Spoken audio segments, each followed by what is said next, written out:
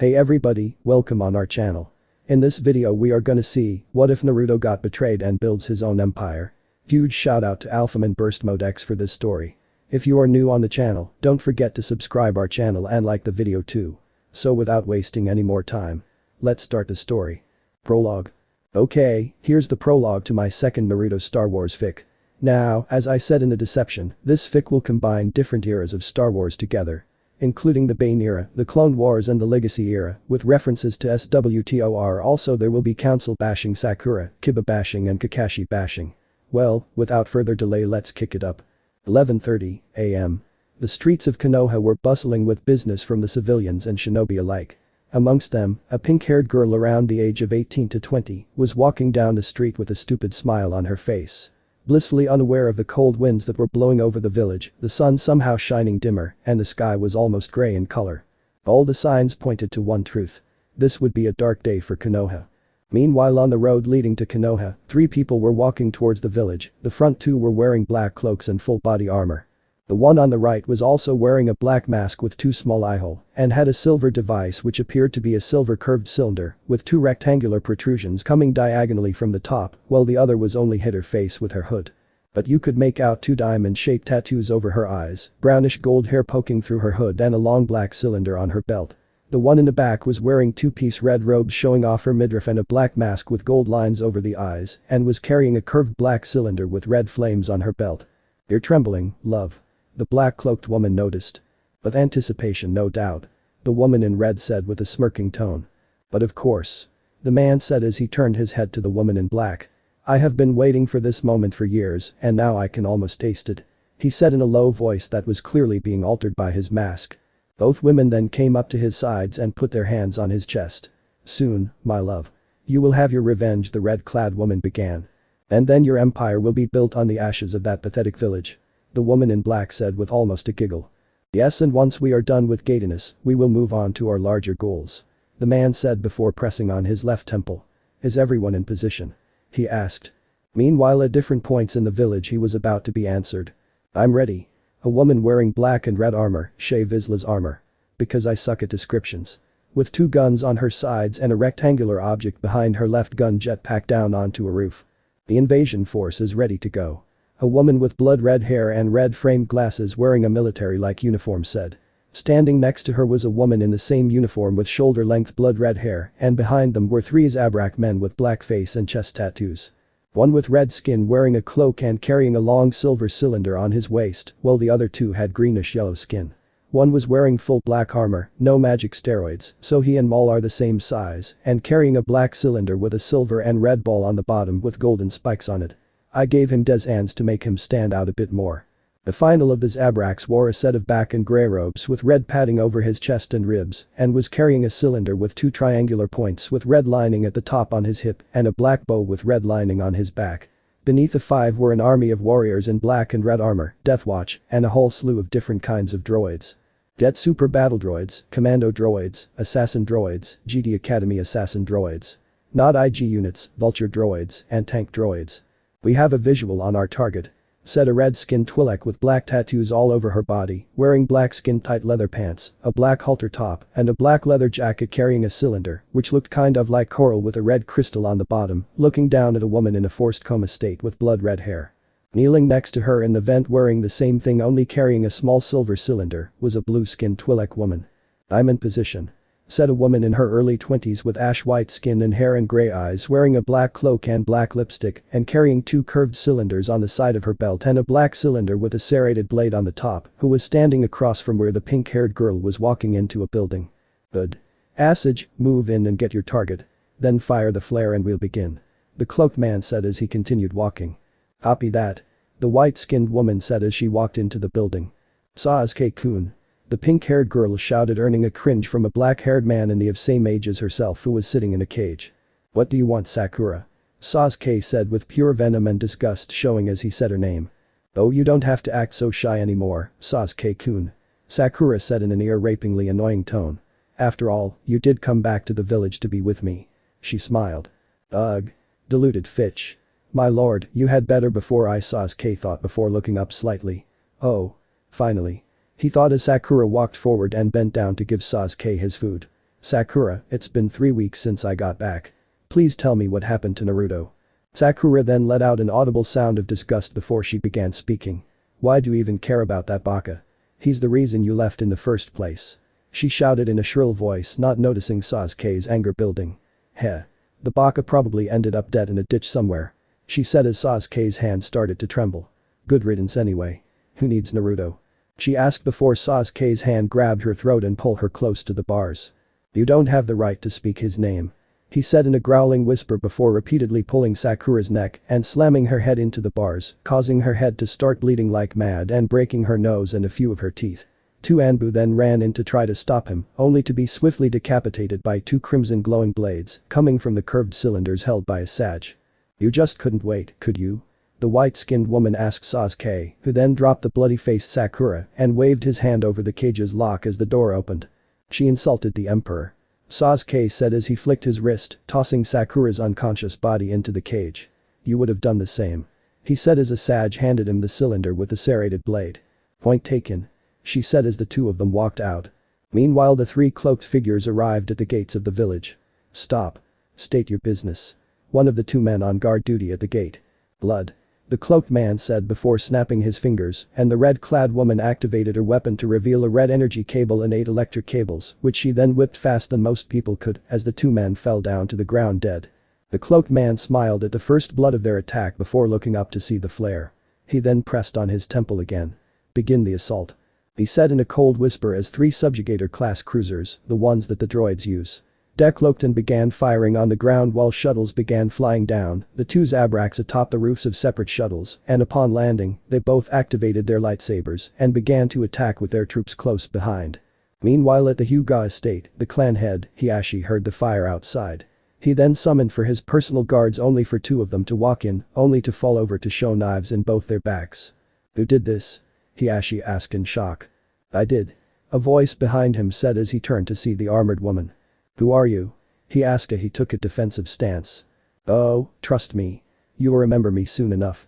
She said as she flexed her fingers causing razor-sharp blades to come out of her fingertips and she stabbed Hiashi in the side. 2 more Hyuga guards then tried to attack her only for one to be met with a flamethrower on her left wrist while the other was shot in the back and as he fell down, Hiashi noticed that the blast came not from the armored woman, but from his daughter Hanabi. You did well, Hanabi, the woman said while reaching for her helmet. Thank you very much, Hanabi began as the woman took off her helmet and Hanabi said One-sama. Hinata. Hiashi said in a growl.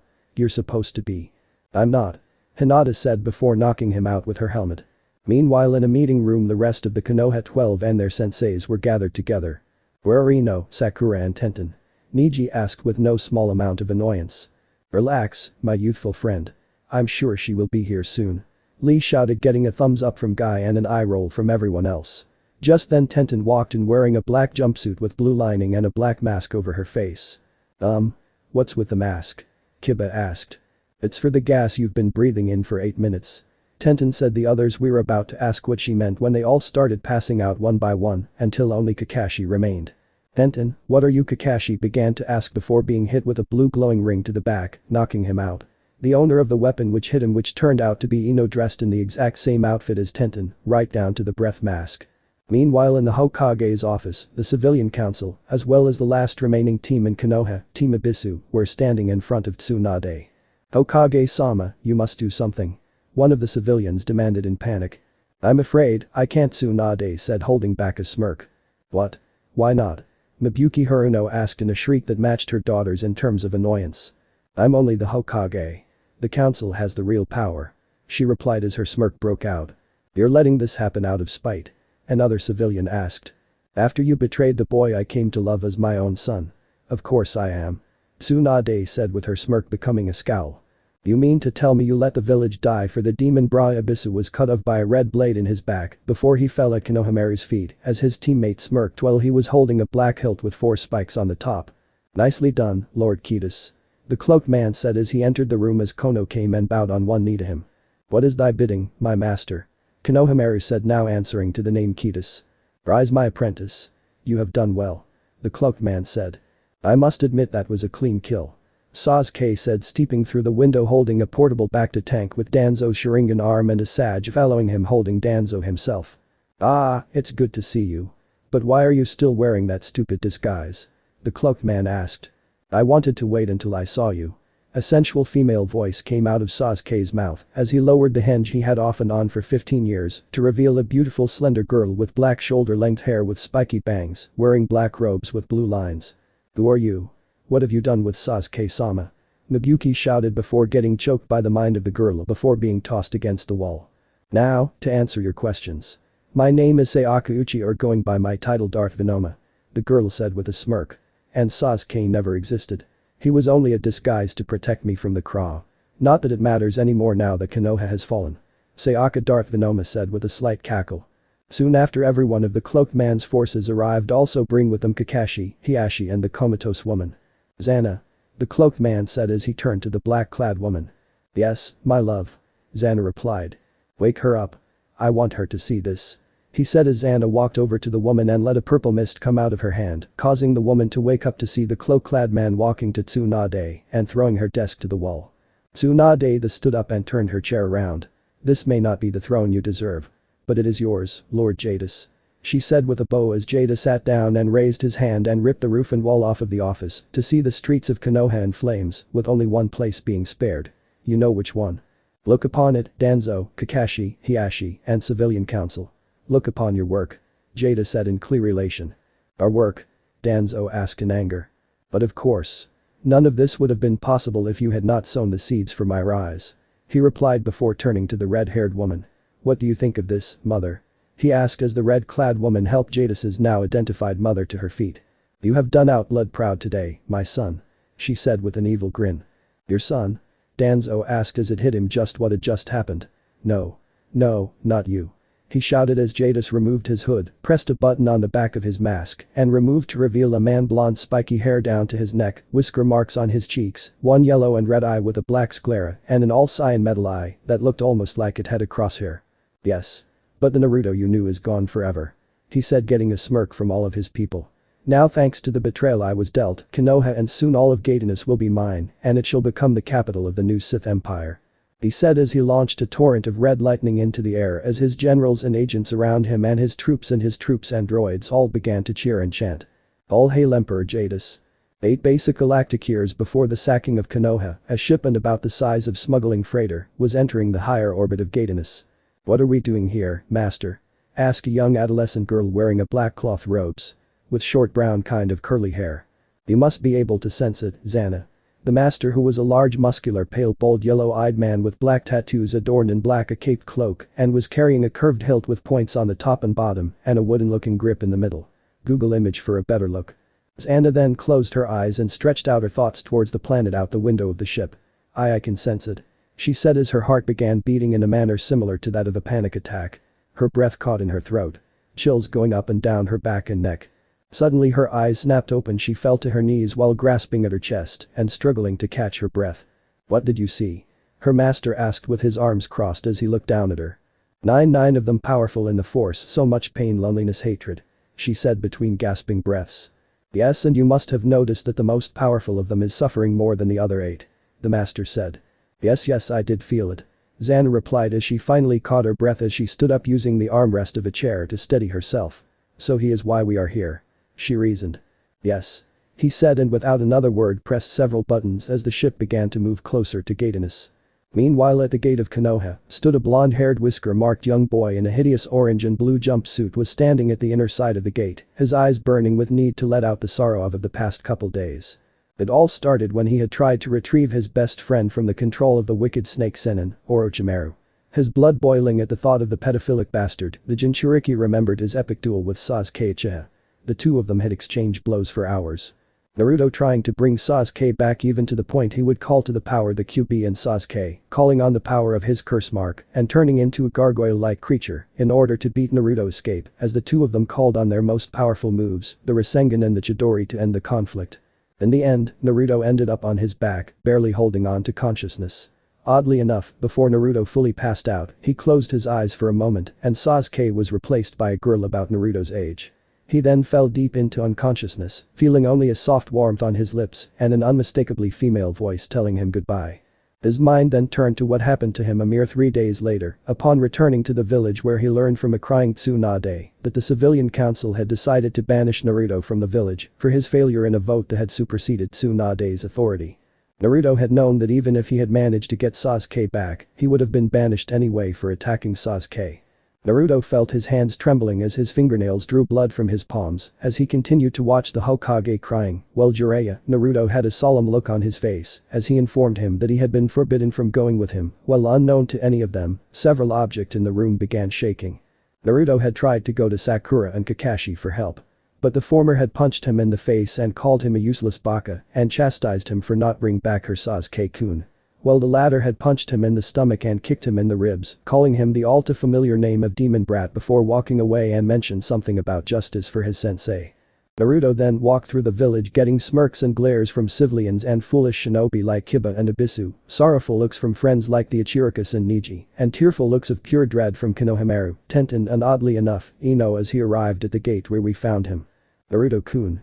The blonde boy heard behind him as he looked behind him to see a wide-eyed girl with short black hair who was wearing a parka running for him. I have to tell that she shouted trying to confess her true feelings before Naruto left. Naruto then placed his hand up and shook his head. You don't have to say it, Hinata. He said as tears began to well up in both of their eyes.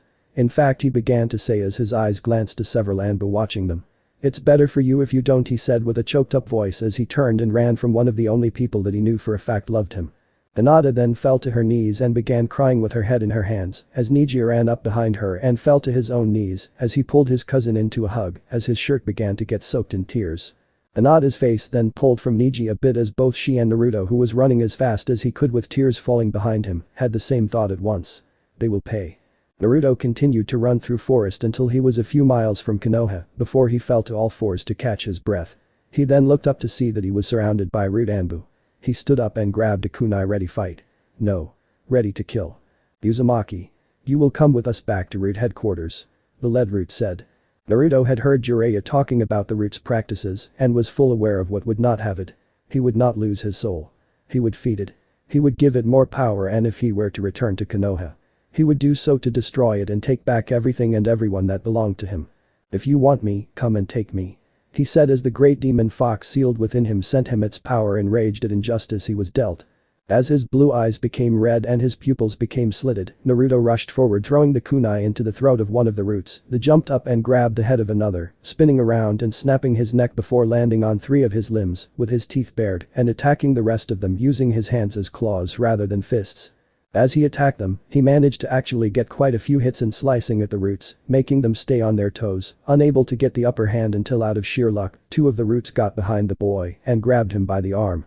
Deciding to play with his food a bit, the lead Root took out his ninjato and slowly began digging into his eye as he was crying out in agony. This continued for a solid minute, the Root twisting the blade damaging his eye beyond what even the QP could heal. Speaking of which, the fox was just about to fully take over to save Naruto. The need however went away as Naruto's remaining eye glowed a dark purple. No. It's not the Rinnegan. As he let out a primal roar as the Roots fell back. Naruto then jolted back to his, controlled only by pure instinct at this point, threw his hand forward. A bolts of blood-red lightning came forth from his fingertips, reducing the Roots to nothing but piles of ash and the melted steel of their weapons. Meanwhile in the ruins of Korriban, in of a dark tomb, a coffin began to glow the same purple as Naruto's eye did, while on a nearby pedestal, the saber hilt that would one day adorn Naruto's belt began to shake. Naruto then dropped to the ground in exhaustion. The 2 remaining Root got to their feet and tried to capitalize on Naruto's weakened state by going to stab at him. However, just as their blade were about to drop, 2 red glowing blade came through their chests and they fell to the ground as Zannah and her master, who were standing above Naruto's unconscious body. Bring him to the ship. The master said as he turned around and walked off. Yes, master. Zannah said as she lifted her hand to gently cause Naruto to levitate as she walked him to the ship and placed him on the bed she slept on before getting to work on cleaning around his eye before putting bandages over the eye socket. Zannah's master looked over the scene. Good, now I have 2 powerful hopefuls. But which shall become my true apprentice? He asked himself as he planned out training the 2 of them and then pitting them against each other so that the survivor would one day kill him and carry on the cycle. Meanwhile, Naruto was walking in his mindscape before a girl appeared to be his age, who had orange hair done in, what else, 9 braided tails, wide whisker marks and red slitted eyes, wearing a bright red kimono with black flames on the trim, ran into Naruto's arms. "Are you okay, Naruto-kun?" the girl asked as she touched her hand below his left eye which he still had in his mindscape. "I'm fine, Kyoko-chan," he said as he pulled her into a hug. "Thanks for lending me your power against the roots," he said as she started to frown. "I was happy to lend you my power, Naruto-kun. But that last bit of the fight wasn't me," Kyoko, also known as QP, said. "What? But then how did I do that?" Naruto asked. "Perhaps I can explain." A booming regal voice came from behind them as they turned to see a translucent man with a purple glow around him with medium long brown hair and a beard wearing robes with downed hood. "Who are you?" Naruto asked in a slightly angry tone as he stepped in front of Kyoko as the ghostly man placed his hand up in a calming gesture and began to speak again. "Greetings, blood of my blood. I am Darth Imperius," he said, getting a confused look from Naruto and Kyoko. "Blood of my blood?" Naruto asked in confusion, causing the specter to let out a chuckle, remembering a time 3 millennia before when he too was confused at the words. "What I mean to say is that I am your ancestor," Imperius said. "My ancestor?" Naruto asked in disbelief. "He's telling the truth," Kyoko said, getting Naruto's attention. "I can feel it in him. He is in Uzumaki," she confirmed, knowing in Uzumaki's spirit when she saw one, and Naruto nodded to her, knowing from Kyoko herself that her last 2 hosts were of his clan. "Tell me, Naruto. Do you know where your body is right now?" the specter asked, confusing Naruto, who had not been aware that his body had been moved until just now. "Kyoko?" he signaled to the demon, who simply nodded and waved her hand and called up a ghostly screen showing Zannah over Naruto's body as stars flew past her head out the window and her imposing master behind her. "Who are they?" he asked as he watched the girl continue to clean the blood, dirt and ash of his torso.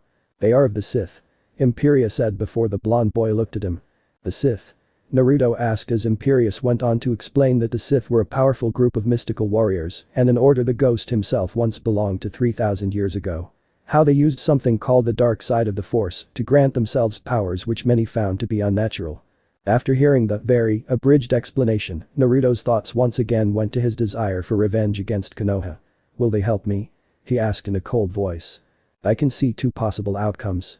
In one, through them you will rise beyond your longest-lived desires. Your power beyond your wildest dreams," he said in a grandiose nature before a solemn tone came to his voice. "In the other, your destruction," he said as a defiant look came to his eyes. "That will not happen," he said with absolute certainty. "I am aware," Imperius replied.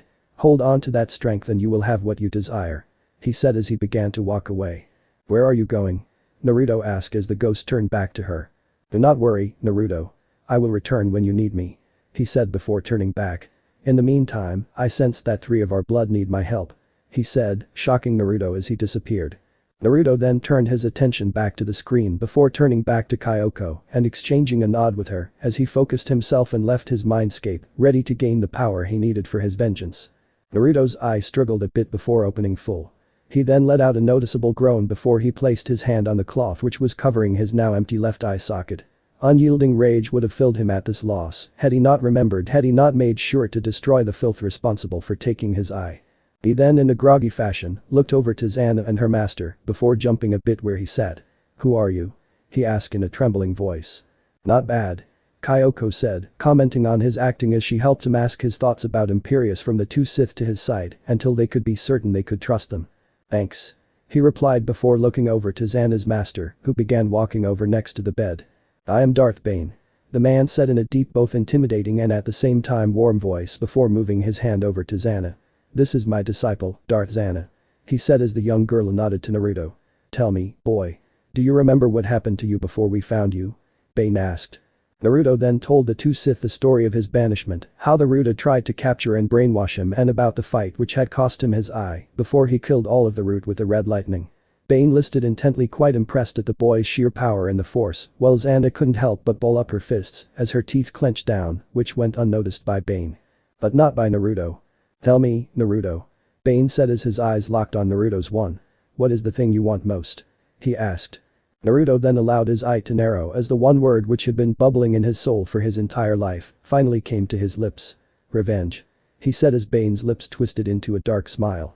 "Then you will need the power to take it," he said before he explained how he and Zannah were both of the Sith Order and explained the power of the Force. Not knowing that Naruto had been told all of this by way of his ancestor. "What does this have to do with me?" Naruto asked in a tired voice. "The Force is strong with you. But it is raw and untapped. Join me and I shall give you the training you need to control your power and destroy all those who wronged you," Bane said, sounding more than a little grandiose. Naruto thought for a moment while he conversed with Kyoko. "He's definitely up to something," he said. "Yes. But it's hard to get a read on him," Kyoko said as she was watching from within him. "It's almost like he's both self-serving and self-destructive," she said. "What do you think?" the blonde asked. "We should play the field for now. Get what we can out of him. But keep our guard up. Besides, I get the feeling he might kill us if we refuse," Kyoko reasoned. "Good thinking," Naruto replied, ending the conversation before turning to Bane. "If it helps me to destroy Konoha, then I'll join you," he said as Bane's mouth came to a dark grin. "Good," he said, turning from his new disciple to his original. "Zannah, prepare a meal for him.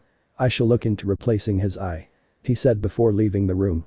"Yes, master," she said with a bow while Bane was still in earshot before she too left the room. Stopping for a moment, she turned back to look at Naruto, a microscopic smile tugging at her lips.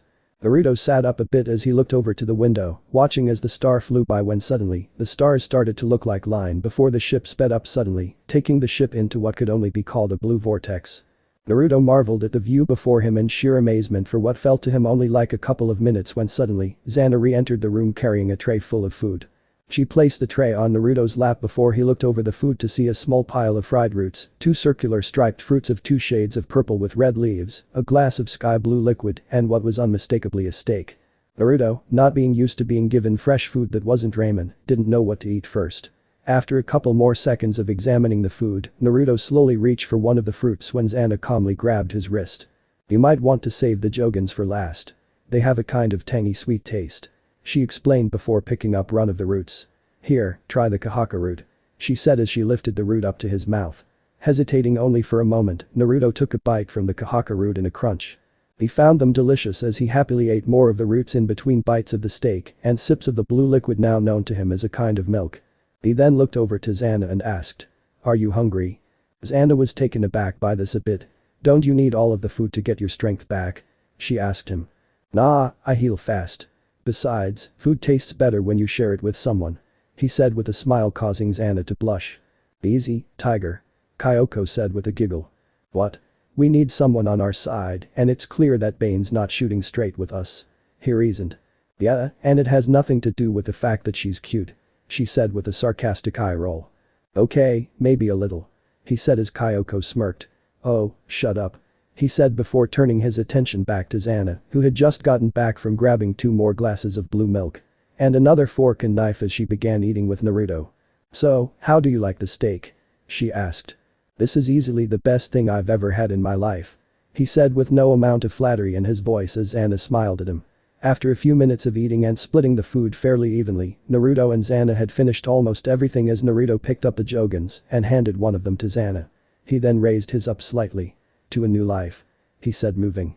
Taken aback slightly by the proposed toast, Zannah thought of something to toast to herself before it came to her as she looked at the boy. "To a new companion," she said as she lightly touched her Jogan to Naruto's own and the two of them commenced eating the fruits. As Naruto finished his own fruit, he looked up to see juice coming from Zannah's lower lip. Wordlessly, he placed his thumb to her chin and gently pushed up, pushing the thin stream up before finally reaching the Sith girl's mouth. Not even thinking about the action, Zannah gently licked the giganjus from Naruto's thumb, feeling a bond between the two of them that seemed as if it had been there since the two were infants, despite the two of them having only met a mere hour ago. Zannah's breath became slightly hastened as her heart began pounding in her chest. She then took Naruto's still raised hand in her own and began to move her head closer to his, waves of passion pulsing through her. Their lips were a mere inch from each other's when without warning, a beeping came from Zannah's wrist. Regaining her composure, Zannah placed her arm up and spoke into the device on her wrist. "Yes, master?" she asked. "Zannah, bring Naruto to the med bay." Bane's gravelly voice came from the device. "As you say," she replied as she turned the device off. "Can you stand?" she asked Naruto, who nodded before he stood up slowly, having recovered most of his energy from the fight. The two of them then walked to the med bay where Bane and a black medical droid were standing. Bane gestured to the operating table in the center in the room. Naruto silently nodded as he lied down, placing his limbs on the opened restraints, knowing what would happen next. Bane then waved his hand as the restraints closed. "This is your first lesson," Bane said as Naruto looked at him. "You must learn to suffer for the purposes of gaining more power," the Sith Lord said as he held up a cyan metal orb. If you can suffer through the surgery that you are about to undergo without any drugs, then the sight on your left side will return to you, even stronger than you had before. Bane said as he looked down to Naruto, whose eye was now narrowing on the orb. Do it. He said in a growling whisper, gaining a nod from Bane. He then signaled to the droid, which then approached the young Jinchuriki and got the bandages from his face and placed a needle over the boy's eye socket. Without warning, the droid lowered the needle into the empty socket before the needle opened, with two small slits opened up as several micro-droids came out, each one holding wires on the clamps of their backs. The droids looked over the back wall of the socket for a moment before they began drilling in, causing Naruto to wince slightly. This pain was nothing to him after all he had been through in his life.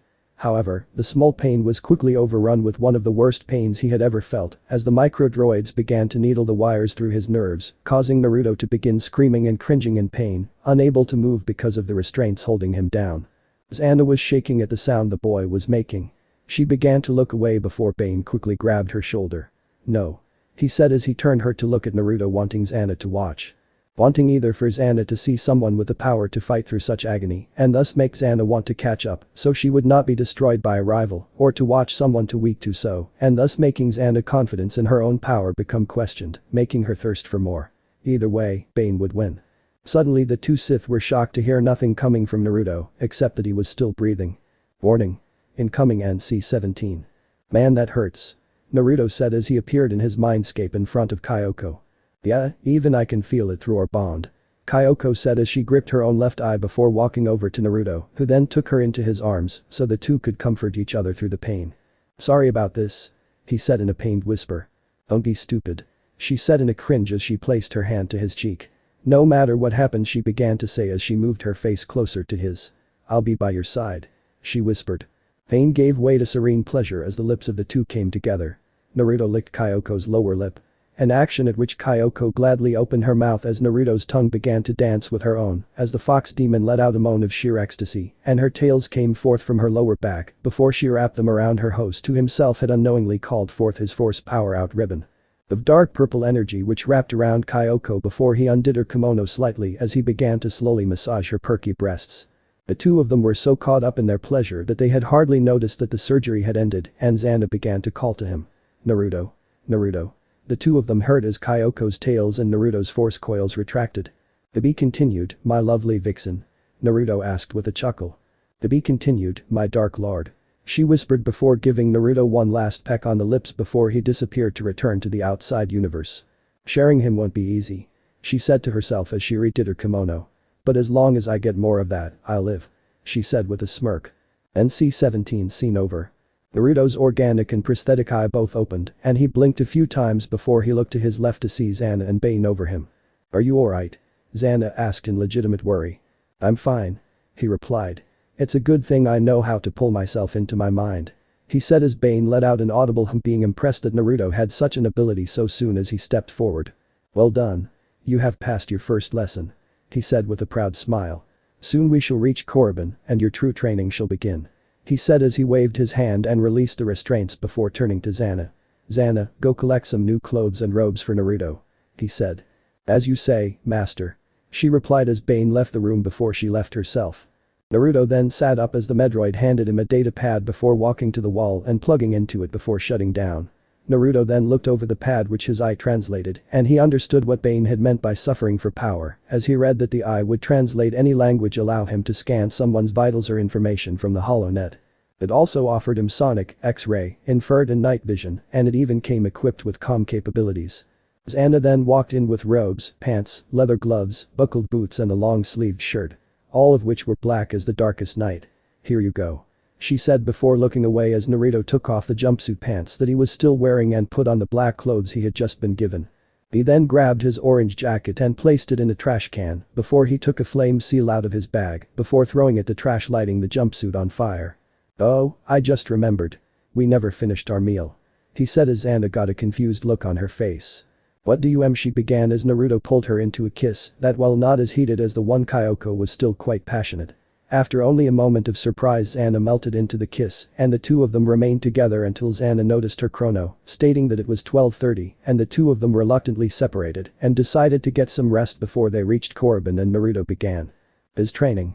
Naruto looked out the window of the ship in wide-eyed amazement at the bronze-hued planet in front of him as Zannah came up behind him and wrapped her arms over his shoulders. "This is the first time you've seen it from this side, isn't it?" the Sith lady asked rhetorically. "It's amazing," he whispered before turning around and pulling Zannah's waist into his and gave her several light kisses on the lips. "And soon, it will give you the power to gain your vengeance," she said with an evil smirk. "Yes, and with any luck, you'll be by my side for it," Naruto thought. "You know that her blind loyalty to Bane will make it difficult for both of you to live to see your plan through," Kyoko reminded him. "Just like another girl I once cared for," Naruto replied as memories of a certain fake hunter nin came to his mind. "Yes. Haku is a girl in this. But I will not fail Zannah in the same way," he said. "I know you won't," Kyoko said just before the two of them were pulled out of the conversation by a beeping sound which signaled them to strap in for the landing. "Come on," Zannah said as she led Naruto to two seats and the two of them sat down next to each other before buckling themselves in as the ship entered the atmosphere of the ancient homeworld of the Sith. After several minutes, the ship had finally landed on a small landing platform which led to the stairs of a large luminous temple. As Naruto reached the bottom of the ship, he looked around to see the literally red sand surrounding the area. "Remind me to get some of this stuff for your sister and Gaara-chan." "Yeah, Fem Gaara too," he commented to Kyoko before he looked up at the temple feeling quite impressed at the sheer power that the temple gave off. Bane then led Naruto through many rooms of the temple before finally arriving in a room with lightsaber hilts lining the walls and sitting on pedestals. "Choose one and meet me on the roof of the temple," Bane said before he left the room. Naruto walked from one end of the room to the other, looking over every saber intently. But none among them felt right when he picked them up. Suddenly, he heard a whispering noise coming from the center of the room.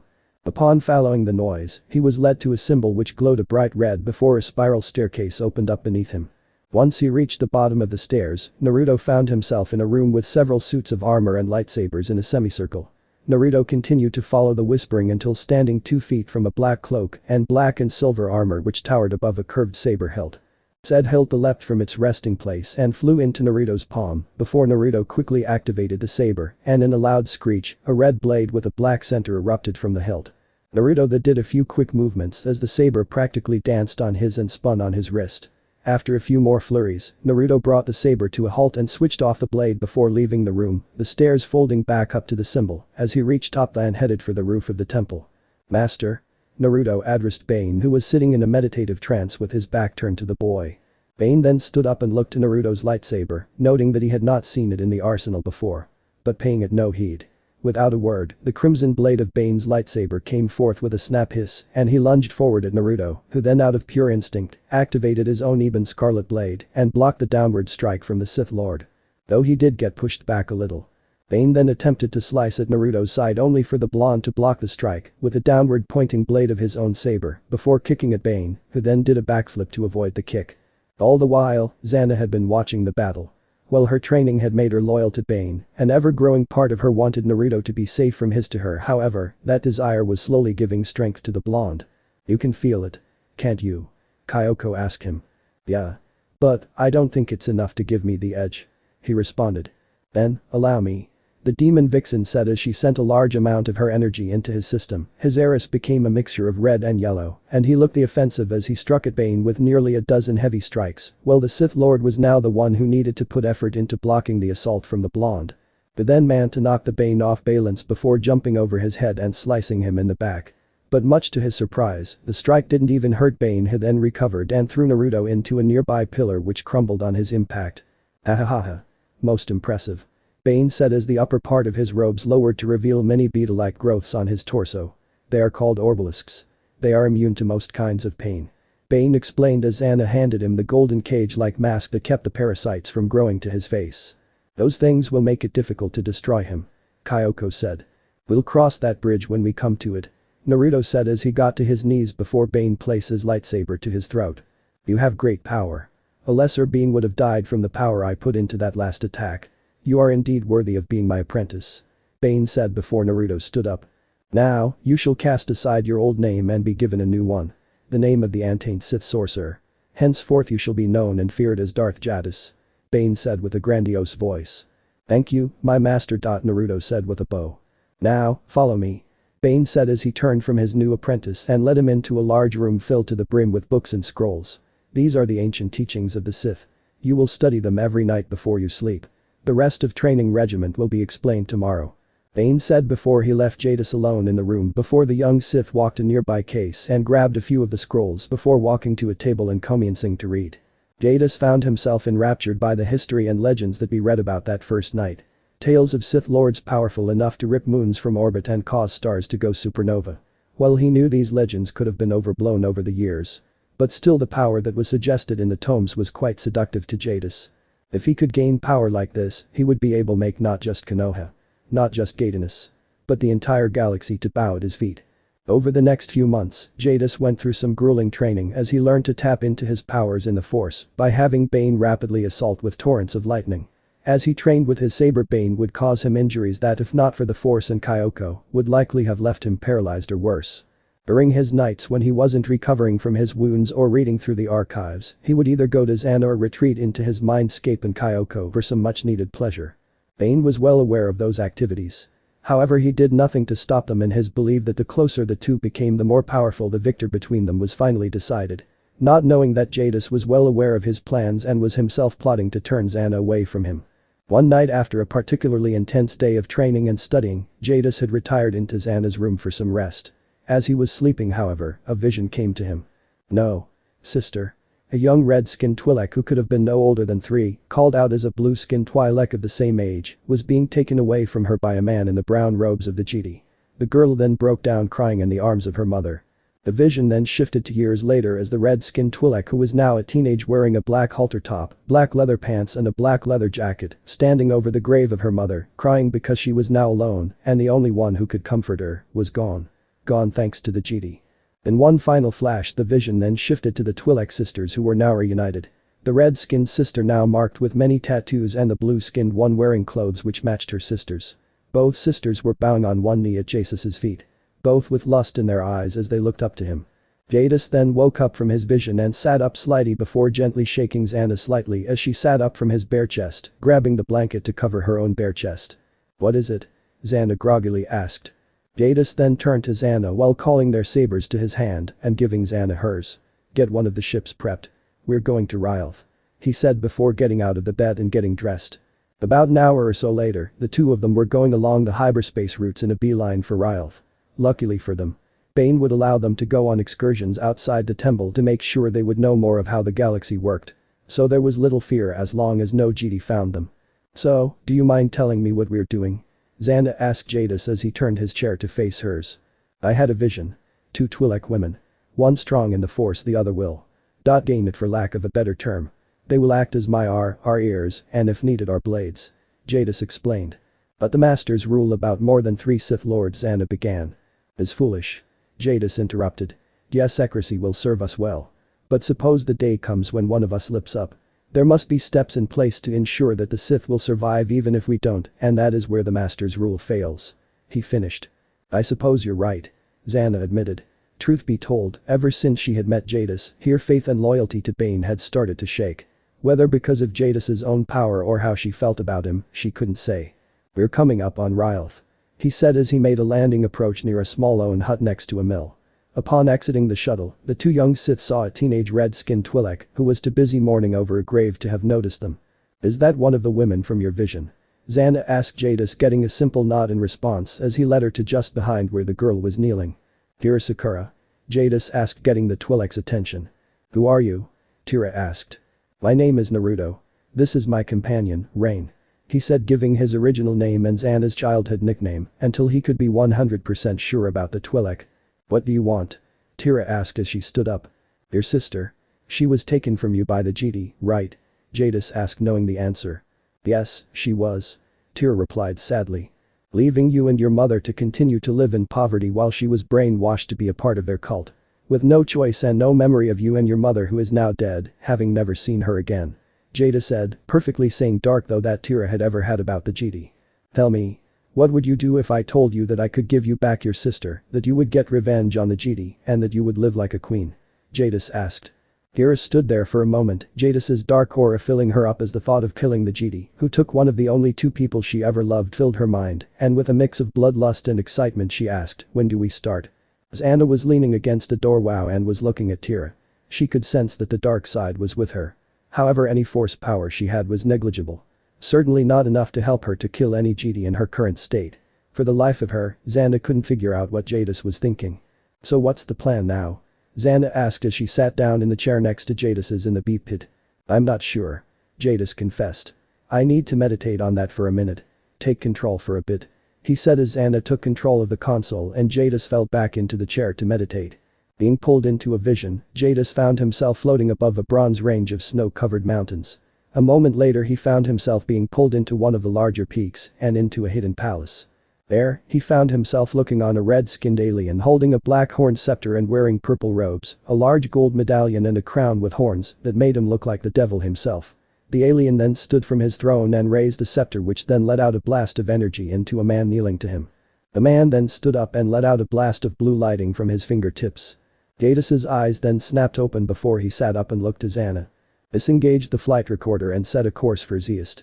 He said, getting a nod from the Sith girl. Meanwhile back on Gatanus. The space around Uchiha was black as night.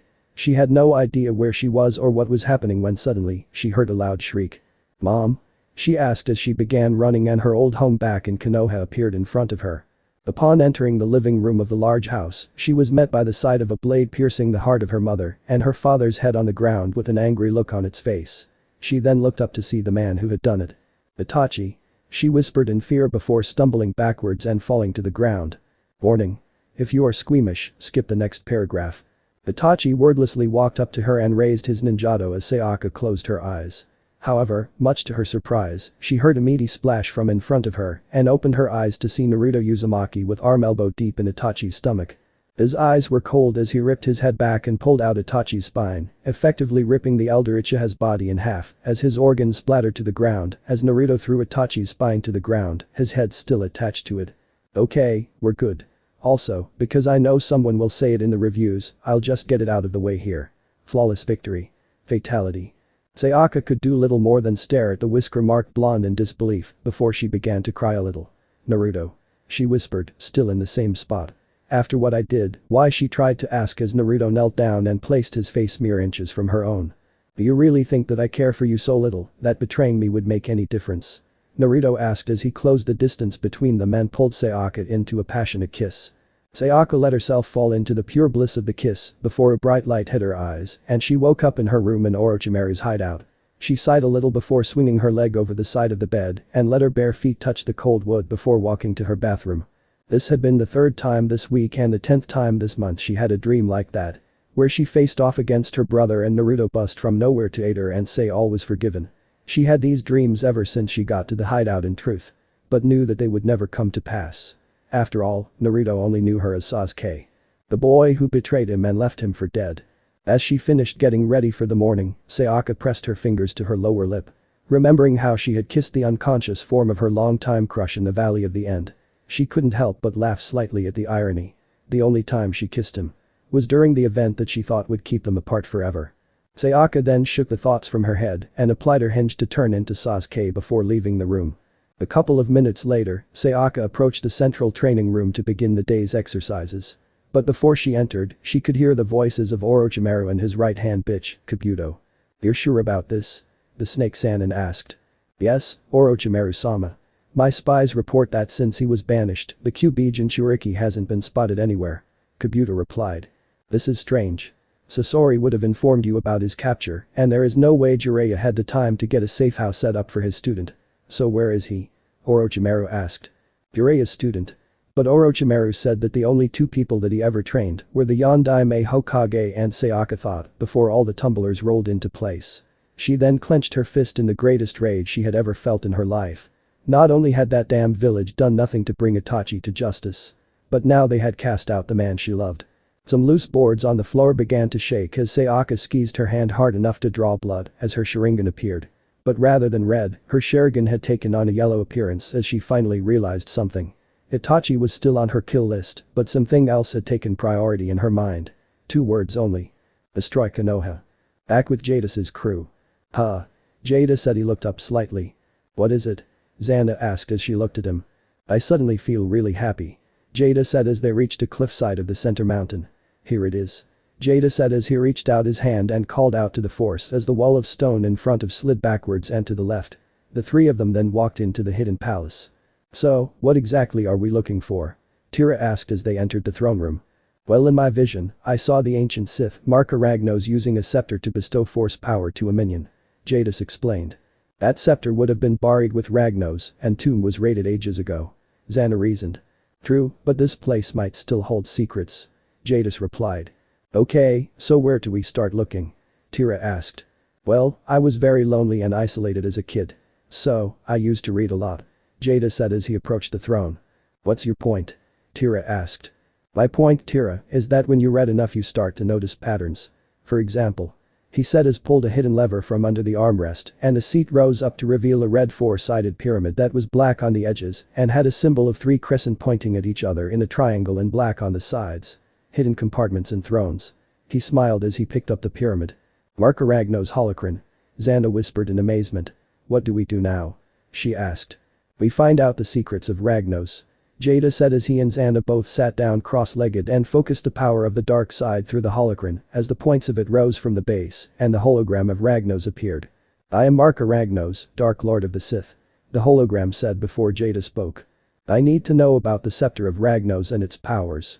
Jadus demanded of the hologram. The scepter was a tool that I used to focus the spell used to transfer the power of the force between two targets and to give it an ease and speed of use, as well as the scepter itself being used to store force energy. Ragnos explained. So the spell can be used without it? Zannah asked. Yes, it can. The hologram replied. Show us.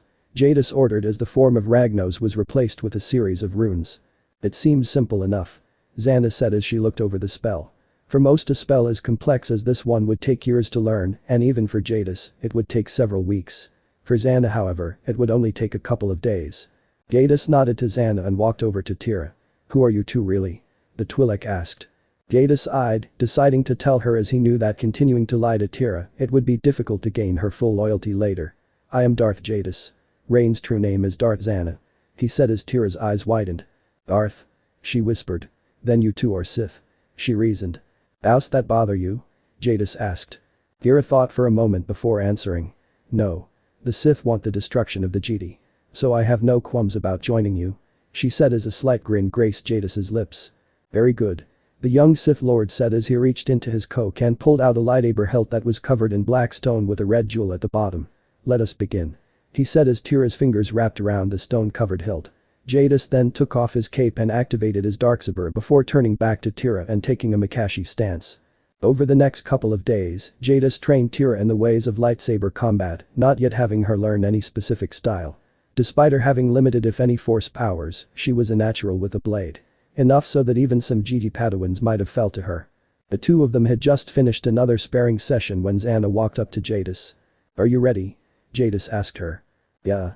Zannah responded simply as she walked up to Tira, getting a nod from the Twi'lek before she began to focus the power of the force, though her body, and called on the power of the palace's dark side nexus as a geyser of purple energy came up from the ground and stayed in the air for a few moments before Zannah pushed her hand forward and sent the pure power of the dark side into Tira, who began to scream in pain as black tattoos started to adorn her body and all of the energy was sponged into her before both she and Zannah fell to the ground.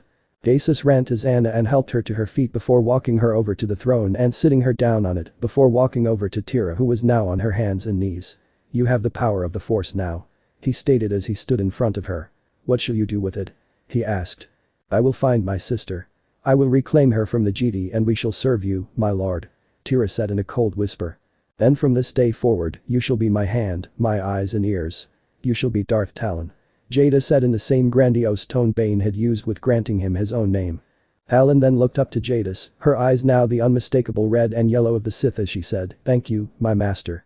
On the top of the temple on Korriban, Jadus and Bane were locked in yet another training duel. Bane in his preferred style of the gem so variant of Form V lightsaber combat, while Jadus was using the Shen style which Bane had taught him, in addition to the limited Kenjutsu skills he had learned from viewing shinobi, such as Abusa and Kisum. At this moment in the duel, Jadus found himself playing defense. Not because he was unable to press an attack, but because he was doing what he always did when training with Bane and examining him to find chinks in his armor, both figurative and literal for when the time came for him to finally face down against the Dark Lord in a true life or death battle. Sensing it was time to end the duel, Jadus rolled past an overhead strike from Bane and focused a slight bit of lighting through his darksaber and struck one of the obelisks on the arm Bane was using to hold his lightsaber and noticed a slight growth that not even Bane did. Gotcha. Jadus thought as he deactivated his saber. Well done, Jadus. Bane said as the blade of his own saber sunk back into the hilt. Had it not been for the obelisks, I would not be standing right now. He said, almost as if he was daring Jadus to think of a way around the damned parasites. Keep that smug attitude, Bane. It will make it that much easier to finish things when I'm done with you. Jadus thought as he called his cloak back to him with the force as Bane did the same. You will have to continue your studies with the droids for the time being. I will be away for a while. Bane said as he began to walk away. Building your network or searching for the knowledge of creating your own holocron? Jadus asked as Bane turned around in shock at Jadus, knowing about his quest for passing his knowledge and wisdom on in the event of his death. You forget, Master, I was raised in a village of ninja. It's in my nature to spy on friend and foe alike. The Jinchuriki said with a grin. And which am I? Bane inquired. Merely a tool to gain more power. Jadus answered. Spoken like a true Sith. Bane grinned as he walked away. Says the fool who based his entire philosophy on the teachings of a Jedi. Jadus snarled in his mind before making his way to the library. So, did you find anything interesting in this match? Kyoko asked. The obelisks don't just feed on Bane's energy. They lead any energy that comes in contact them. Jadus explained. That will be useful down the line. The vixen said, getting a mental nod from her host. Jadus. Zannah called from behind him as she ran slightly to catch up with her. I found her. The sorcerer stated. Jadus then pulled a holocron out of his pocket before pressing the call button and waited a few moments before Talon appeared in a kneeling position. My lord. Talon said simply as she looked up from her end to see a large hologram of Jadus. Prepare your things, Talon. Zannah and I will be arriving on Zeist shortly. Jadus commented. Have you found my sister? Talon asked while trying not to sound too informal to her master. We have. Soon you will be reunited. Jadus promised. Thank you, my lord. Talon said as Jadus cut the transmission and began walking with Zannah to a black Corellian YT-2000 Jadus had acquired in a game of chance shortly after gaining Talon to his cause a few weeks prior. Shortly after winning the Burning Fox which Jadus had named his new ship, the man he had won it from mysteriously died of a brain aneurysm in his home before he could tell anyone about losing the ship. So, care to tell me where Talon's sister can be found? Jadus said as the Fox took off.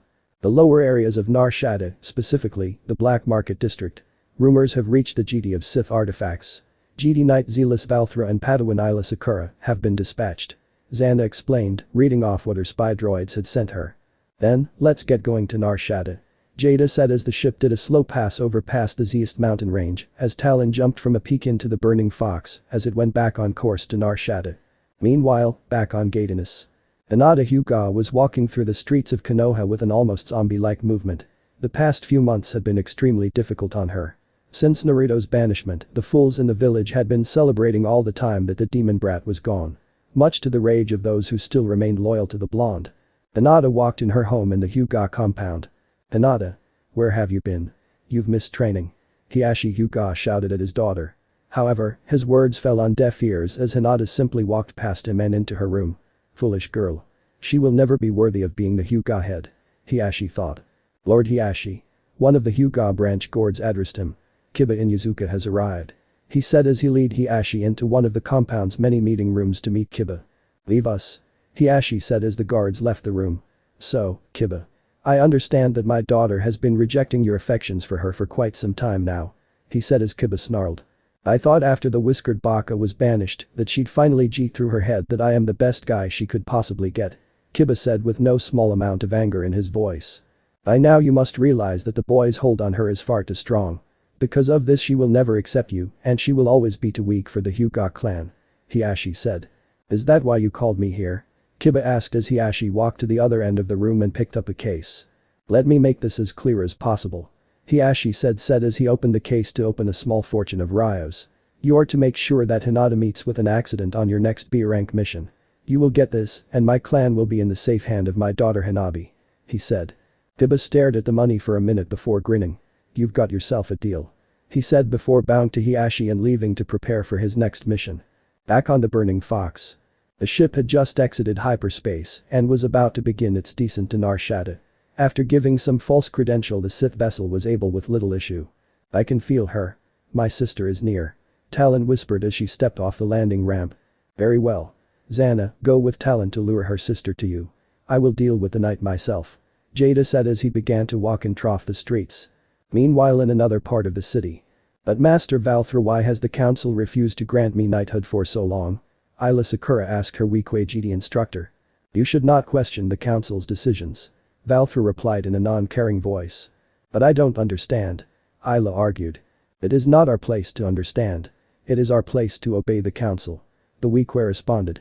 Just like we obeyed the council when we protected that drunk senator. Ayla thought bitterly, remembering how the fat human slob had mistaken her for a prostitute when she was first assigned to guard him, and how he spent most of his time with either liquor in his hand or greasy food in his disgusting mouth. After the mission was over, Ayla had learned that the senator had been using his planet to help the death stick trade and had tricked Jedi into thinking that one of his political rivals was to blame. Ayla tried to bring it up to the council. But that they wrote it off by saying that they could never be tricked in such a way and that she had just been hearing vicious rumors. From that day forward she had began to doubt the council. If they could be tricked by that waste of skin, how many other could trick them? Ayla was suddenly snapped out of her thoughts by the sudden sensing of the dark side. Master, do you sense that? Ayla asked. She turned to the direction of several warehouses. Yes, coming from 2 points. We should split up. Valthra said before walking off in the opposite direction as Ayla ran to the warehouses. With Jadus. The young Sith Lord walked into an underground auction hall where he saw all sorts of lowlifes bidding on an item on display. Jadus's eyes slightly widened when he saw what was up on the stage.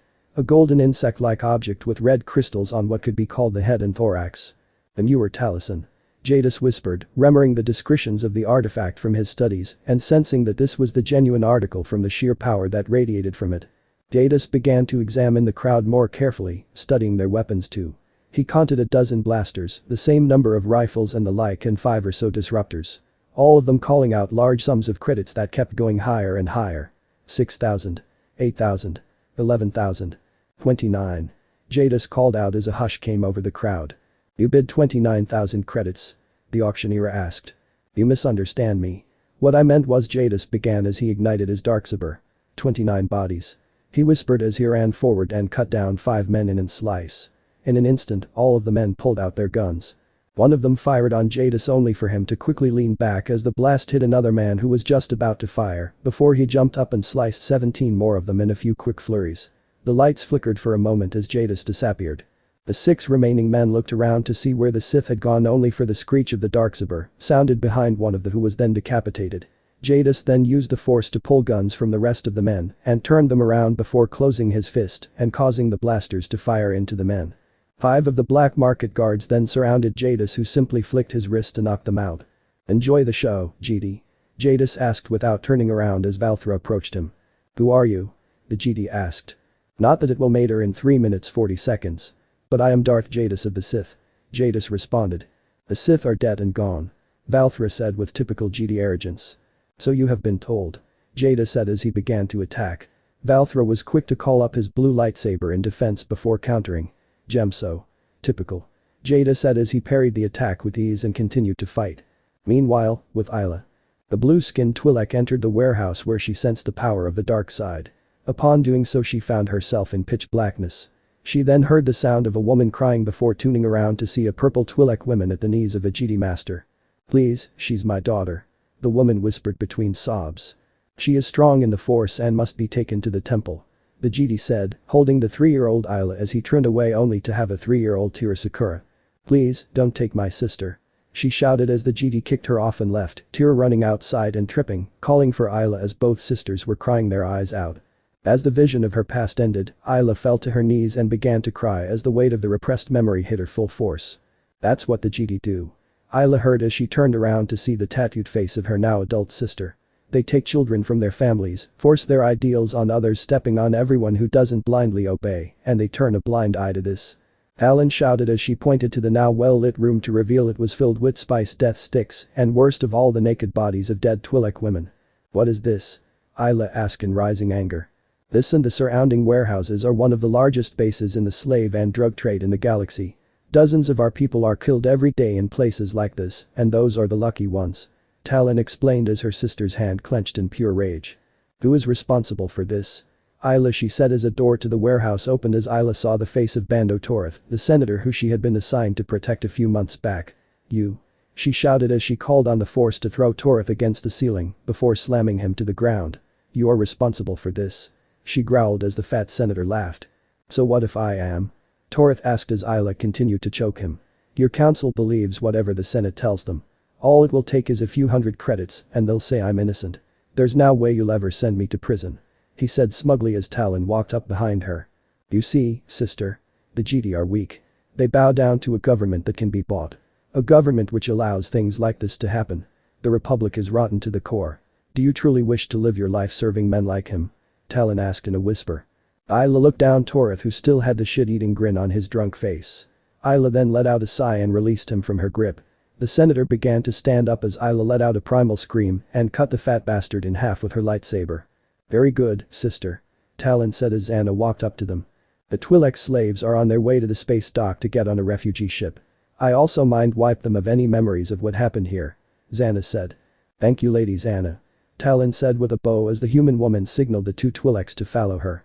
Come, sister. It is time for you to meet a leader with true power. She said as they left the warehouse, setting it on fire and causing it and the other exploded behind them. Back with Jadus. The blonde Sith continued to parry and counter the attack of the foolish weak-way Jedi with little effort. Feeling a bit overconfident, Jadus spin kicked Valthra in the face before going to wide overhead strike. However, as he did so, Valthra recovered and used the hole in Jadus's defense to stab him in the chest. With the blue blade, Jadus's organic eye glazed over as he fell to the ground. Valthra then turned to go to where the talisman was, only to hear a voice come from above as he stepped over Jadus's corpse. Sorry, Jedi. I lied. Jadus voiced called as Valthra looked up, see Jadus sitting on a rafter. 3 minutes 42 seconds.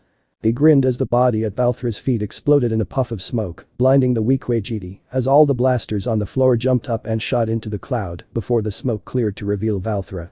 Or more specifically, Valthra's corpse. Jadus then jumped down to the stage and placed the Muir talisman his robed before implanting the memory of a massive shootout where the Jedi was shot down by the guards after his Padawan was vaporized by a disruptor blast. Tell me, milliseconds. Sakura. What do you think of the Jedi now? Jadus asked as he turned to see the three women, having been telepathically sent the details of what went down by Zannah. They are weak, arrogant and foolish. If the Jedi can be defeated so easily, then I would much rather pledge myself to the Sith. Isla said as she knelt before Jadus. Good.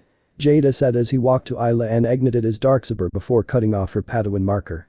You, like your sister, will now serve as my hand and my dagger. He said before cupping the blue-skinned Twi'lek's chin and saying. Now rise, Darth Macheri. Jadus had returned to the Palace East, where he would often go when his master was away on a holocron hunt, given that the dark side was more pure on East due to fewer Sith draining it. The young Sith sat in the throne of Ragnos with his eyes closed as he opened his mind and soul to the dark side. He then found himself in the foggy area of a Force vision. You know what to do. The voice of Hyuga said as a case being opened to show a large amount of Ryo. He then heard an explosion as a tunnel began to fall. You should have chose me, whore. He heard the face of his childhood rival, Kiba, as the tunnel caved fully in. Naruto-kun. The voice of Hinata Hyuga shouted before fading out. Hinata. Jadus whispered quietly as his eyes shot opened. Talon. Macher. He called as the two sisters appeared before him, both bowing at the foot of his throne. Yes, master. Both sisters said at the same time. Macher, prep the ship for launch. Talon, load my speeder and make sure all the medical equipment is on board the ship. He ordered as he got up and began walking towards his chambers. My lord, are you alright? Macher asked. Do as I command. He shouted as he fully left the room. The Twi'leks looked at each other in worry of what was wrong with their master. Zannah. He said as he walked into the room where Zannah would sleep when they stayed at the palace. Zannah was quick to come out of her meditation as the Jinchuriki Sith walked in. Jadus, what's wrong? She asked. We need to go to Gatinus now. He said with great urgency. What? Why would you return there right now? Zannah asked. I will explain on the ship. Let's go. He said before immediately leaving the room. Zannah quickly stood up and grabbed her lightsaber before following Jadus to the ship, seeing that the other Sith was on the edge of breaking into a sprint in the hurry he was in to get to the ship, causing Zannah to feel great worry for him. A few minutes later, Jadus was in the Burning Fox's beat pit with making the ship go 0.9 past light speed, which as many pilots will tell you, is one of the most dangerous ways to go as you might cause the ship to break apart if you push it too far past its limits. Jadus, tell me what's going on. Zannah said as she put her hand on Jadus's shoulder, sensing a fear from her lover that she had never felt before. All Jadus could do was sigh and turn to her. I had a vision. Hinata Hyuga. One of the very few people back in Konoha with unquestionable loyalty to me. She's in danger. I need to get to her quickly. Jada said with a panicked tone before Zannah brought her lips to his to calm him down. Calm down. You are Darth Jadus, the future ruler of the galaxy. You will rescue your friend. But you have to focus your emotions to do so. She's right. Kyoko said in Jadus's mind. You are of no use to Hinata if you can't focus. Both their words calmed Jadus as he nodded to Zannah. I'm fine now. Thank you. He said to both of them as he began to relax his breathing. Hold on, Hinata. I'm on my way. He thought as the ship continued through the hyperspace lanes. Back on Gatinus. Hinata may not have been sensitive to the ways of the Force. But she could definitely feel something was off as she looked at her trembling right hand. Suddenly, Kurenai walked into the tent Hinata was using while on the current mission. Squad 8 had recently been deployed on a mission to take care of some bandits that had set up camp on the edge of the Land of Fire. Hinata, it's your turn to take watch. Kiba should be back from his patrol soon. Kurenai said, as Hinata nodded and left the tent, leaving Kurenai to get some rest. Hinata went over to the lookout point and began to wait for her teammate, all the while, her thoughts shifted to a certain whisker-faced blonde. The Hyuga girl was quickly brought out of her thoughts by the arrival of Kiba and his dog, Akamaru. Kiba-kun, did you find anything on patrol? She asked. Yeah, I did. There's a couple of the bandits are camped out a couple clicks that way. Come on. Kiba said as he gestured for Hinata to follow him. Shouldn't we wake up Shino-kun and Kurenai-sensei? Hinata asked. Nah, it should be enough for the two of to handle. Plus I'll leave Akamaru here to keep watch. Kiba assured her as he began walking and Hinata reluctantly followed. A few minutes later, the Toshinobi found themselves at the entrance of the cave that Kiba told Hinata about. Hinata had gone in first and went to the back of the cave, where she found only an empty back. She knelt down, placing her hand on the ground next to the pack. Where could they have gone? Hinata shouted in pain as a hooked kunai went through her hand and stuck in the ground before Kiba walked up behind her and stomped down hard on the backs of both her knees, effectively breaking them.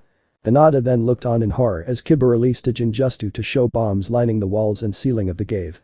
In that instant she knew that there were never any bandits. This was all a trap to do her in. You should have chose me, whore. Kiba said in a cold voice. You dog-humping bastard. I'll get you for this. Hinata growled. But not to Kiba. She knew he wasn't smart enough to set this up. The only person who had the recourses and the motive to take her down was her own father. Bolstered by her rage at the betrayal, Hinata pulled her hand through the kunai in hopes that she would be able to escape. The attempt was in vain, however, as one of the bombs went off causing a flaming rock to fall on her arm, crushing it at the elbow and causing her to pass out, both from the sheer pain and from smoke inhalation from the rest of the bombs that began going off. Hinata lied there with no defense as the cave began to collapse around her. All hope was lost for her. Just then a gloved hand grabbed onto her left shoulder, as in a puff of purple and red smoke, she vanished as the cave finished collapsing. Several minutes earlier. The burning fox arrived in a low orbit above Gatinus before Jadus went into the medbay on the ship and sitting on his knees to meditate. He then called out to the dark side so that he could find Hinata. He focused his senses on the Land of Fire. After a few short minutes. He was able to find Hinata only after her first cry of pain in the cave. Kyoko. He signaled, getting a nod from the demon who then sent her power though the Sith Lord as his body began to glow orange, to the confusion of the other three Sith in the room. Jadus then used all the power given to him to quickly teleport out of the ship and teleport back, now with the Hyuga girl unconscious on the floor. This display utterly shocked Zannah. She had been studying how to use the Force to teleport. But never had she heard of any Sith able to go that far on a round trip and bring someone back with them and only being slightly winded after the fact. Activate the medical droid. Jadus commanded, getting a nod from Machir, who promptly went to the docking station for the medical droid to activate it. It only took the droid a minute of examination to confirm that the combination of the burns and being crushed, that Hinata's arm was beyond any hope of being healed. With great reluctance, Jadus had to give the order to amputate. Over the next 2 hours, Jadus never left Hinata's side as he stood over her. After what seemed like a small lifetime to the Sith Lord, the former heiress of the Hyuga clan woke up and looked down at the nub where her forearm should have been. Where am I? She asked in confusion. It's okay. You're safe now. Jada said, keeping his face halfway in the shadows to conceal his prosthetic eye. Naruto-kun? She asked with tears forming in her eyes. SHH. It's going to be okay. Jadus whispered before placing his hand to Hinata's forehead, both to see into her memories and to show to Hinata how he became a Sith.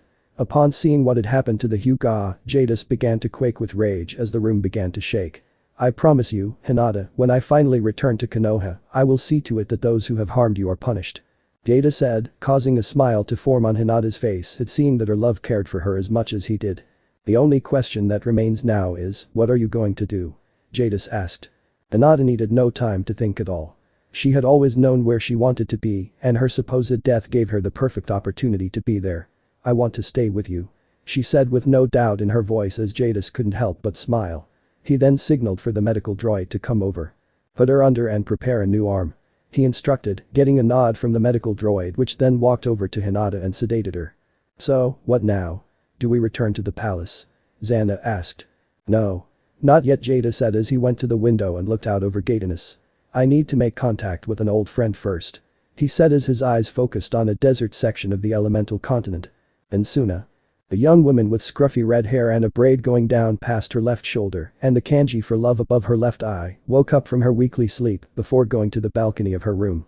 You feel it, don't you? A voice said in her mind. My big sister's roommate is thinking about you, princess. The voice said in a flattering tone. Why hasn't he contacted me since being banished? The girl asked, not really expecting an answer from the voice. I can't say. Perhaps he just cares for you too much to put Suna in harm's way by harboring him. The voice theorized. Thanks for the thought, Shukaku. The girl smiled at the idea. Shukaku smiled back inside the girl's mind before responding with a loving anytime, Gaara. As Gaara went back to bed, her mind was still on the friend and crush she had long missed. Suddenly a voice that was all too familiar to her spoke out to her. I will be with you soon, my desert rose. The voice of the young Dark Lord said as the Ichibi Jinchuriki smiled at the prospect of her favorite blonde holding her in his arms. The heat was blistering in the center of the Gatinus desert as two figures in black cloaks with red clouds on them were journeying to Suna. Do you really think it's a good idea for us to go to Suna? They might still be on high alert after the Kazekage was assassinated by Orochimaru. The taller of the two asked. Yes. But they are still weakened from that failed conflict with Konoha, and besides. Our agents have said that their Jinchuriki was friendly with QB Jinchuriki. The shorter of the two, who appeared to be slumped over, replied. So, if we capture her, we'll lure the QB brat out of wherever he's been hiding. The taller one reasoned, getting a nod from the slumping one as the two continued on their way. Aboard the burning fox. Jadus walked through the door to the medical room of the ship to see Machair helping Hinata to move her new mechanical arm. How are you adjusting? The Dark Lord asked as the former heiress turned to him. It's working fine. I don't everything about it. But I've been told I can feel things with it but not feel pain. Hinata said.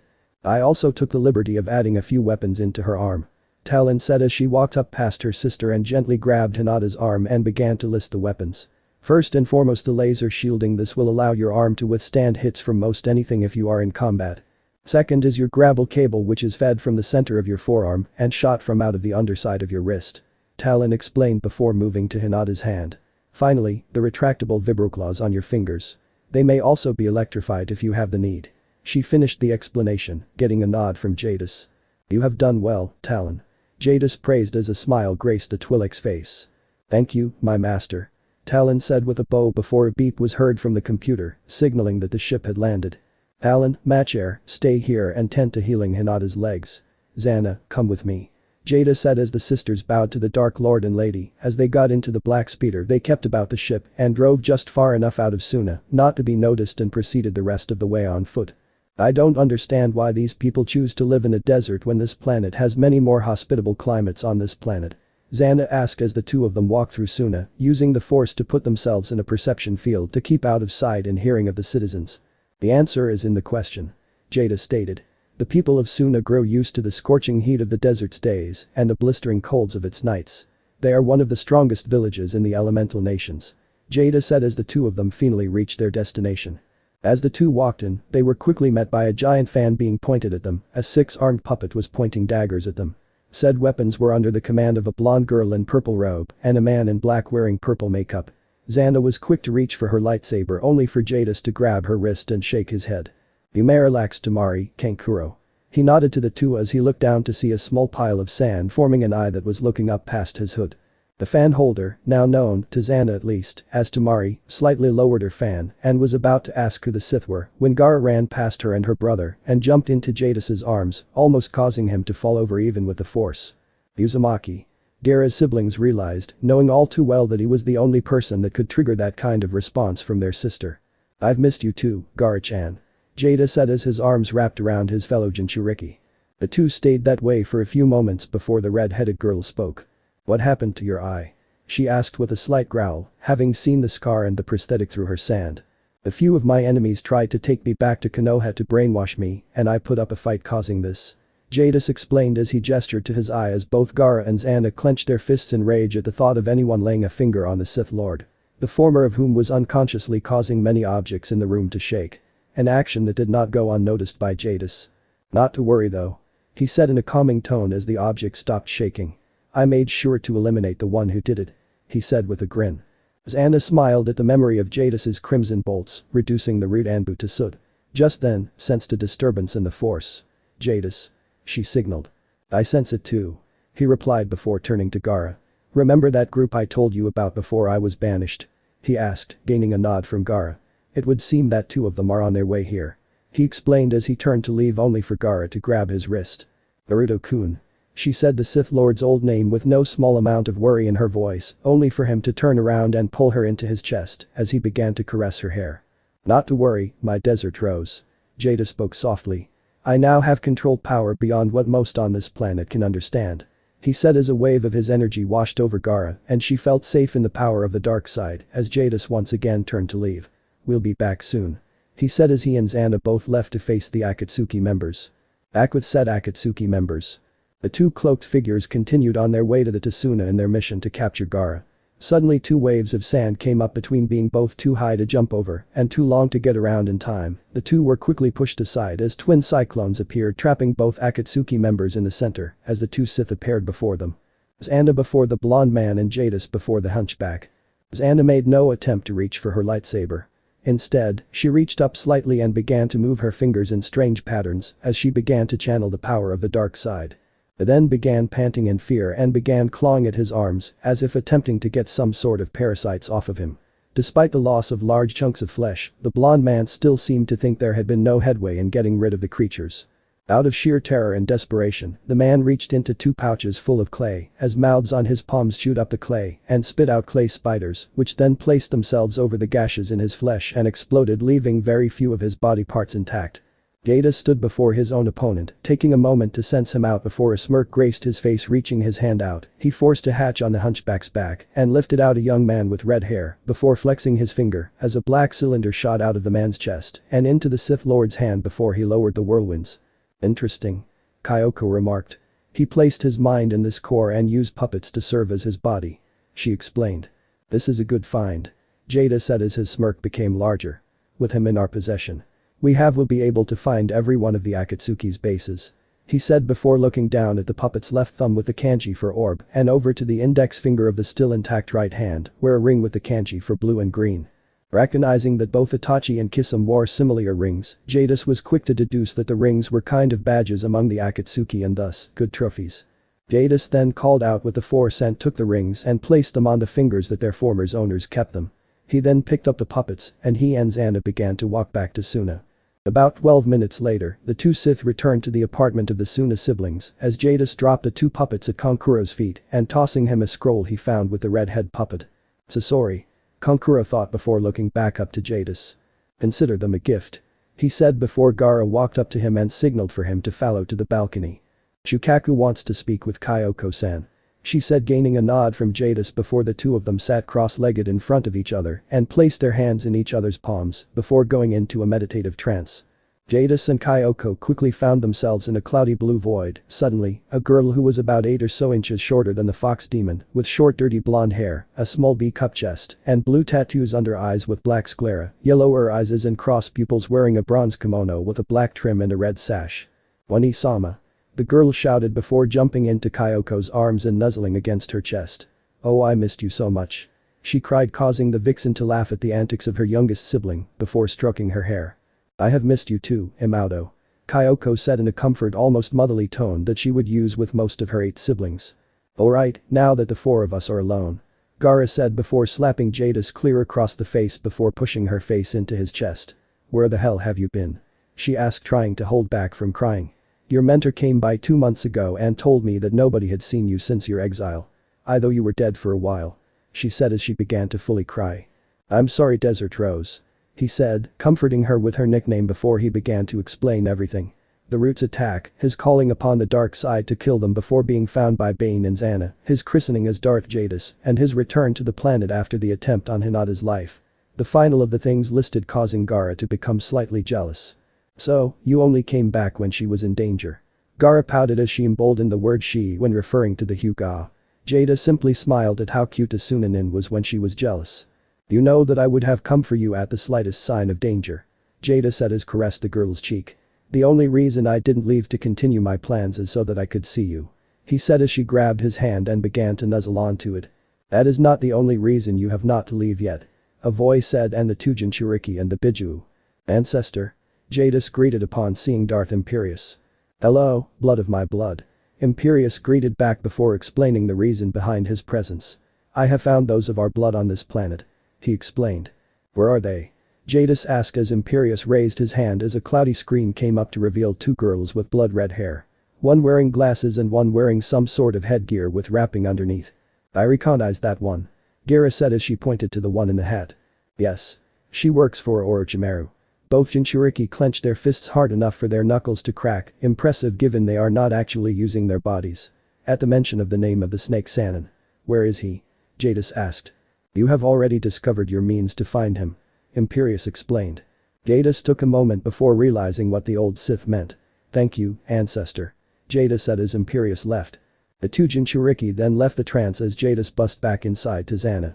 "Contact Talon and Machare and begin extracting the information from our new friend. We have one last stop to make before we return to the palace," he said, gaining a nod from the sorceress. "I'm coming with you. I want to see Orochimaru pay for what he did to my father," Gaara said with finality.